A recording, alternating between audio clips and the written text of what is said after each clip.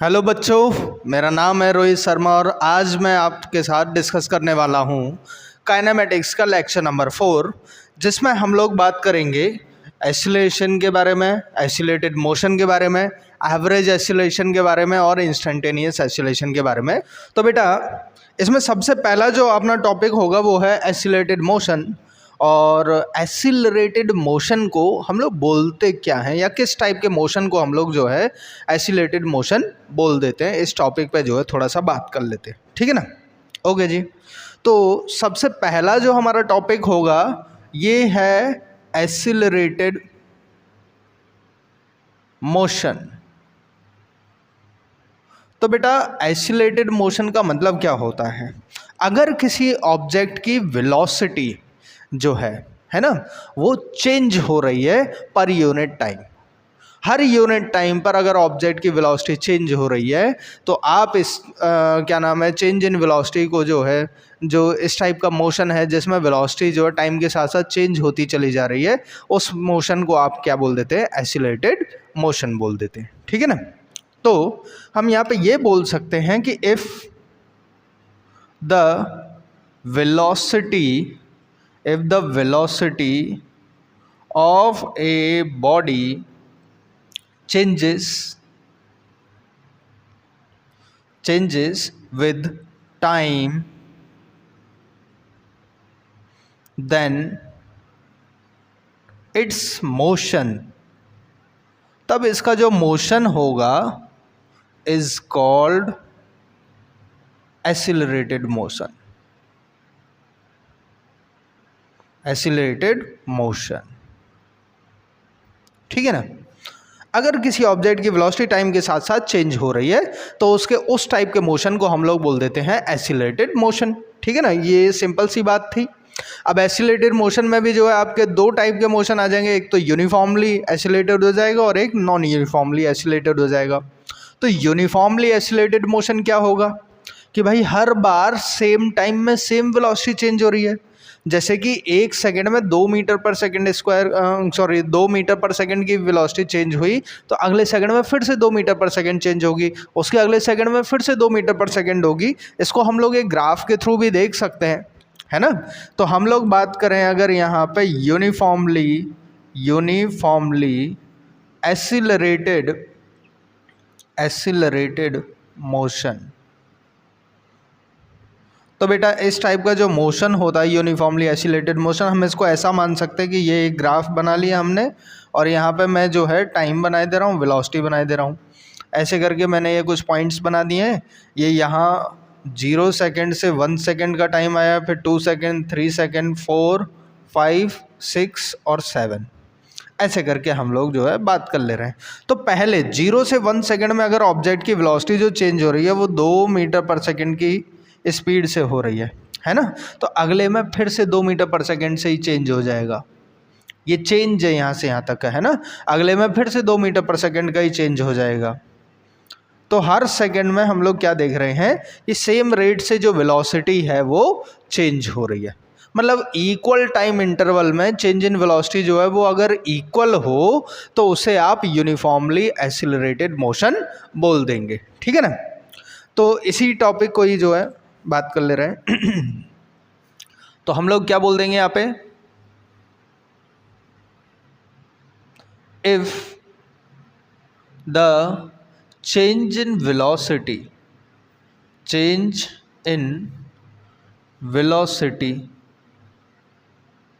Is same in equal interval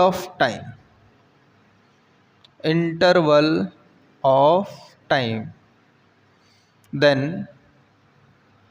acceleration जो होगा, acceleration is called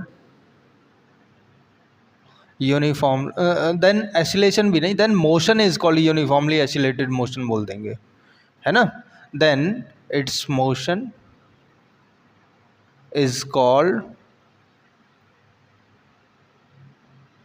uniformly accelerated motion। uniformly accelerated motion। ठीक है ना, ये बात हमने यहाँ पे देख ली है। और अगर टाइम इंटरवल तो हर बार हम लोग सेम ले रहे हैं, लेकिन चेंज इन वेलोसिटी जो वो डिफरेंट होता चला जाएगा, तो ये नॉन यूनिफॉर्मली एसिलेटेड मोशन की तरफ इंडिकेट करेगा हमको, है ना। तो हम लोग दूसरा टॉपिक यहाँ पे क्या देखने वाले हैं, नॉन यूनिफॉर्म, ऐसा बात कर ले रहे हैं, नॉन यूनिफॉर्मली एसिलरेटेड मोशन। अगर इस पे बात करूं मैं, है ना, तो नॉन यूनिफॉर्मली एसिलेटेड मोशन वो होगा कि टाइम इंटरवल तो हर बार सेम हो रहा है बट चेंज इन वेलोसिटी जो है वो सेम नहीं है ना। तो इसके बारे में हम लोग ऐसा कुछ लिख सकते हैं कि if the change in velocity is not same for equal interval of time, equal interval of time, तो इस टाइप का जो मोशन होगा वो क्या हो जाएगा आपका नॉन यूनिफॉर्मली एसिलेटेड मोशन, ठीक है ना। तो हमें एसिलेटेड मोशन के बारे में पता चला, फिर यूनिफॉर्म एसिलेटेड मोशन के बारे में हम लोग देखा, फिर इसके बाद नॉन यूनिफॉर्मली एसिलेटेड मोशन के बारे में हम लोग बात कर चुके, ठीक है ना। तो ये सब जो बातें चल रही थी, यहीं से फिर हमारे दिमाग में आता है कि भाई एसिलेशन क्या होता है। अब एसिलेशन को भी तो हमें डिफाइन करना पड़ेगा, तो हम लोग उसे ये बोल सकते हैं कि एक्चुअल में हो तो चेंज ही रहा है वेलोसिटी में टाइम के साथ, है, तो यही चीज़ को जो है हमें जस्टिफाई कर देना है, डिफाइन कर देना है, ठीक है ना। अब इस चीज़ की डेफिनेशन हम लोग कैसे बनाएं एसिलेशन की, तो एसिलरेशन जो होगा, एसिलरेशन इसको आप दिखा सकते हैं rate of change in velocity, rate of change in velocity बोलो या change in velocity per unit time बोलो, ये आप पर डिपेंड करता है आप कैसे लिखना चाहते हैं। एसिलेशन को जो है हम लोग ए से डिनोट करते हैं, तो हम लोग ऐसा लिख सकते हैं कि इट इज़ डिनोटेड बाई ए। और क्या बात मैं इसके बारे में बोल सकता हूँ कि भाई इसकी यूनिट क्या होती है, तो इसकी जो यूनिट है, यूनिट ऑफ एसिलरेशन ये होती है आपकी मीटर पर सेकेंड स्क्वायर। कभी कभी इसमें इसको बुक्स में ऐसे लिख देते हैं, ठीक है ना। ये एक्चुअल में यही है कि सेकेंड स्क्वायर जो नीचे था उससे ऊपर ले आए। एक्सपोनेंट एंड पावर में हम लोगों ने पढ़ा होगा कि जो नीचे वाली पावर है उससे ऊपर ले आते तो उस पर नेगेटिव साइन आ जाता था, इस वजह से यहाँ पे ये नेगेटिव साइन आ जाएगा, ठीक है ना। तो ये बात हमारी पता चल गई। फिर इसके बाद अगर मैं इसके डायमेंशन फार्मूले के बारे में बात करूँ, तो भाई डायमेंशन फार्मूला होता है इसका LT माइनस का 2, ये इसका डायमेंशन फार्मूला हो जाएगा। अब इसके बारे में हम लोग देखें ये कैसी क्वांटिटी है, स्केलर है, वेक्टर है, किस टाइप की क्वांटिटी है एसिलेशन, तो एसिलेशन आपकी वेक्टर क्वांटिटी है, ठीक है ना। तो हम लोग बात कर ले रहे हैं यहाँ पे कि इट इज वेक्टर क्वांटिटी। अच्छा जी, चलो ये भी बात हो गई एसिलेशन के बारे में। और क्या बात कर सकते हैं हम लोग इसके बारे में कि ये जो है आपका पॉजिटिव हो सकता है, नेगेटिव हो सकता है और ज़ीरो भी हो सकता है, ठीक है ना। अभी इन पे बात करेंगे, स्क्रीनशॉट ले लो। अब हम लोग देखते हैं कि एसिलेशन जो है ये वेक्टर क्वांटिटी तो होती है ही, ये पॉजिटिव भी हो सकता है, नेगेटिव भी हो सकता है और ज़ीरो भी हो सकता है। सारे केसेस में हम लोग बात करें तो पहला हम लोग ये बोल सकते हैं कि it can be positive, common negative और ज़ीरो। एग्जाम्पल के थ्रू हम लोग देखते हैं कि पॉजिटिव एसिलेशन कब होगा, है ना। Positive acceleration,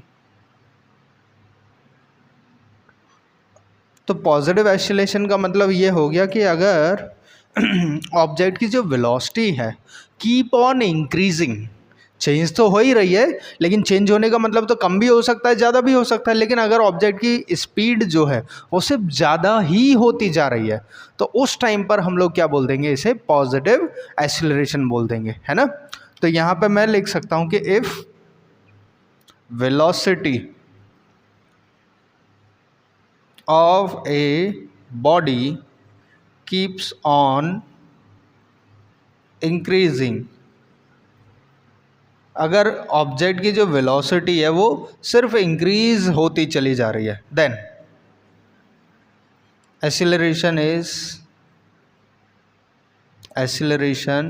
is positive. ठीक है ना। तो नेगेटिव में क्या हो जाएगा भाई, नेगेटिव में ऑब्जेक्ट की जो वेलोसिटी होगी वो डिक्रीज होती चली जाएगी, इसलिए उसे नेगेटिव एक्सीलरेशन बोल देंगे हम लोग। तो हम लोग दूसरा पॉइंट ये बोल सकते हैं, नेगेटिव एक्सीलरेशन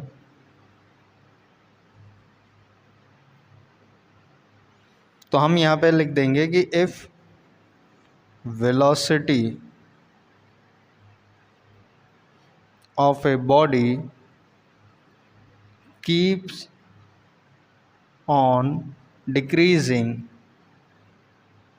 अगर ऑब्जेक्ट की वेलोसिटी जो डिक्रीज होती चली जा रही है, देन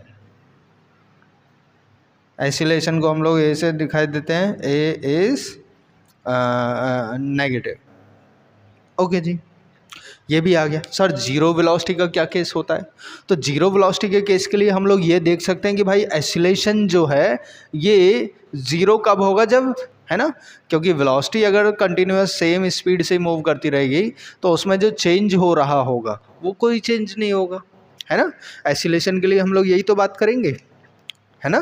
तो हम लोग ज़ीरो वेलोसिटी को सॉरी ज़ीरो एक्सीलरेशन के लिए ये बात कर सकते हैं, ज़ीरो एक्सीलरेशन, इसमें मैं ये लिख सकता हूँ कि if a body moves with uniform speed, अगर कोई ऑब्जेक्ट जो है या बॉडी जो अगर यूनिफॉर्म स्पीड से मूव कर रहा है तो उसकी वेलोसिटी में तो कोई चेंज आ नहीं रहा है। और एक्सीलरेशन तो क्या होता है, change in velocity per unit time, तो वो चेंज जो है जैसे जीरो आया एक्सीलरेशन हमारा जीरो हो जाएगा, है ना।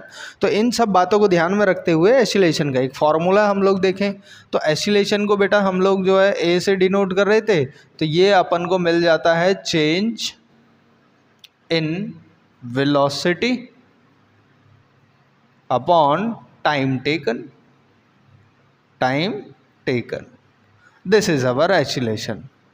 अब देखो चेंज इन वेलोसिटी के लिए मैं मान ले रहा हूँ कि इनिशियली किसी ऑब्जेक्ट की स्पीड u है और बाद में उसकी वेलोसिटी जो है वो v हो गई है ना। तो यहाँ पे u v और टाइम जो है मान लेता हूँ वो t लग रहा है, तो एक्सीलरेशन क्या हो जाएगा, final velocity minus initial velocity upon time, this is our acceleration. ऐसा भी करके हम लोग निकाल सकते हैं change in velocity per unit time, है ना। तो इस टाइप से हम लोग जो है एक्सीलरेशन को निकाल लेते हैं, ठीक, ये मैथमेटिकल फॉर्मूला हो जाएगा इसके लिए। अब अपना नेक्स्ट टॉपिक आता है एवरेज एक्सीलरेशन। एवरेज एक्सीलरेशन क्या होता है, तो अगर कोई बॉडी नॉन यूनिफॉर्म मोशन कर रही है, ठीक है ना, तो total change in velocity upon total time taken जो होगा ये आपका एवरेज एक्सीलरेशन हो जाएगा, ठीक है ना। तो एवरेज एक्सीलरेशन में हम लोग लिख लेते हैं, एवरेज एक्सीलरेशन, इसमें मैं बात करूँगा तो ये कुछ ऐसा आएगा कि if a body doing non uniform motion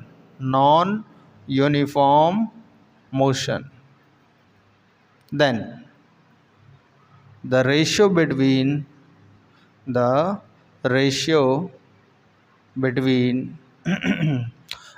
हम लोग बात कर लेंगे total change in velocity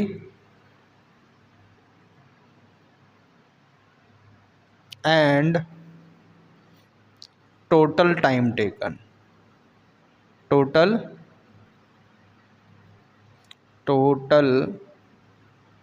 time taken, ये जो है बात कर ले रहे हैं। इसको हम लोग एसिलेशन और एवरेज को AV लिख दे रहे हैं, तो ये आ जाएगा यहाँ पे टोटल चेंज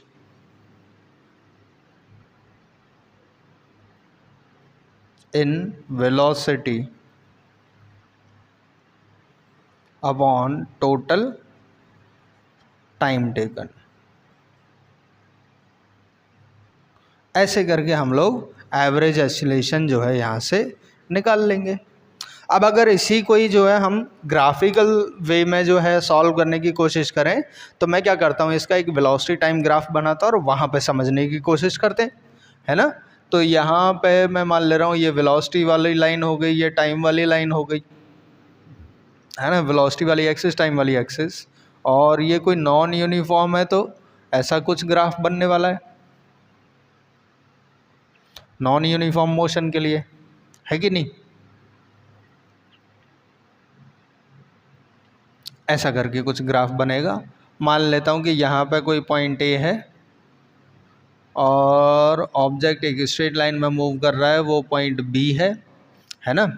और ये जो है A पर शुरुआत में हम मान लेते हैं इसकी वेलोसिटी v1 है, B पे मैं शुरुआत में मान ले रहा हूँ इसकी वेलोसिटी जो है वो v2 है, A पे जो टाइम लग रहा होगा, है ना, A पे कोई तो टाइम लगा होगा, उसे t1 मान ले रहा हूँ, ठीक। और B पे जो टाइम लग रहा होगा इसको मैं t2 ले रहा हूँ। ये कोई पॉइंट हम यहाँ पे C मान ले रहे हैं, ठीक है ना।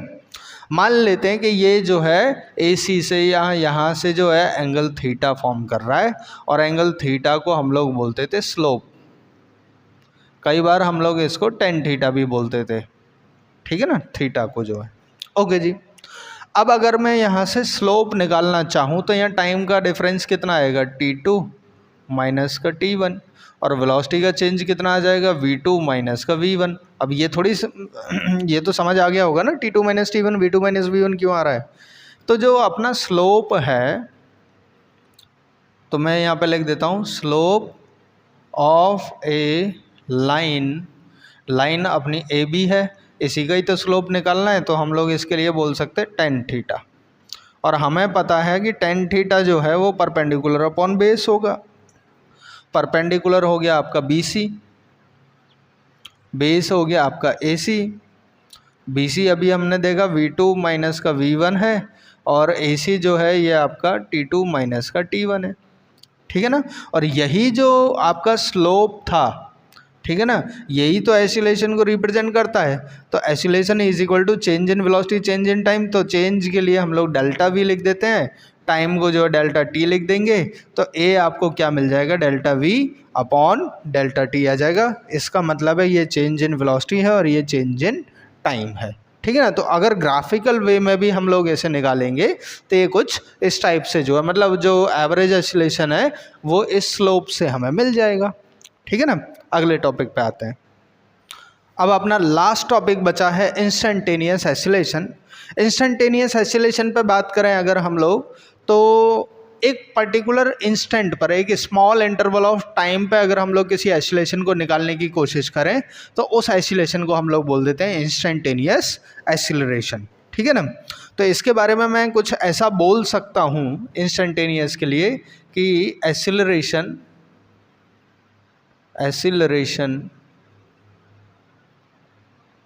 for a very short interval of time, very short interval of time is called instantaneous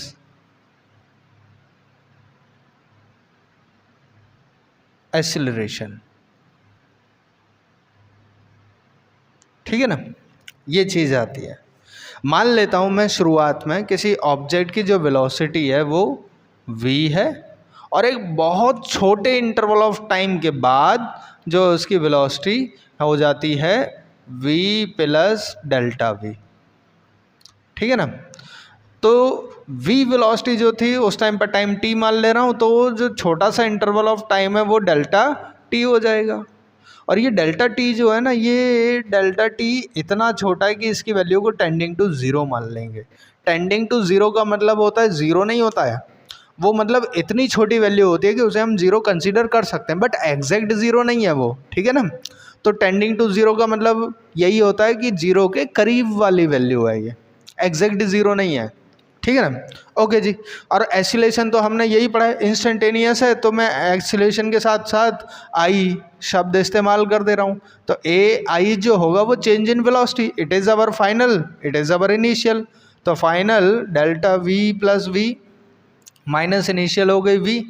अच्छा, यहाँ पे हम लोग ये भी दिखा सकते हैं कि ये वेक्टर क्वांटिटी होती है वेलोसिटी, इसलिए इन पर वेक्टर सिंबल भी हम लोग यूज़ कर सकते हैं।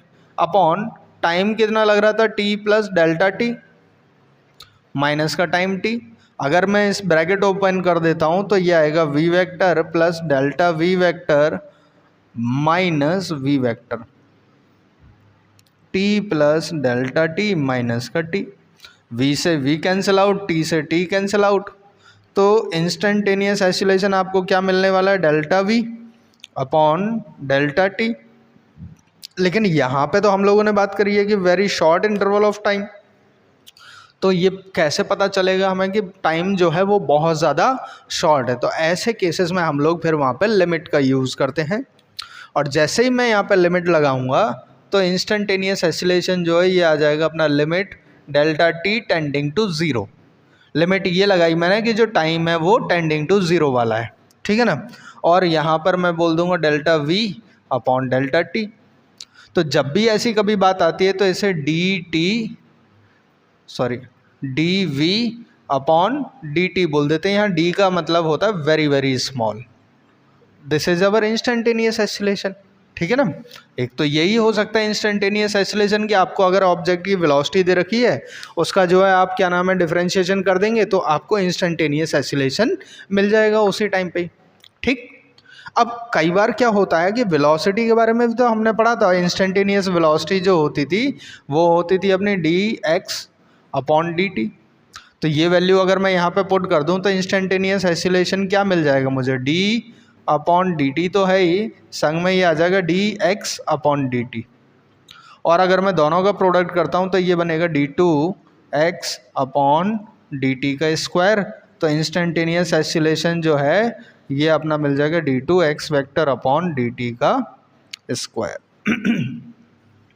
तो इंस्टेंटेनियस एक्सीलरेशन जो है ये आप दो टाइप से निकाल सकते हैं। अगर एक बार डिफरेंशिएशन कर रहे हैं तो आप वेलोसिटी का करेंगे, वेलोसिटी का एक बार डिफरेंशिएशन किया तो आपको इंस्टेंटेनियस एक्सीलरेशन मिलेगा, ठीक है ना।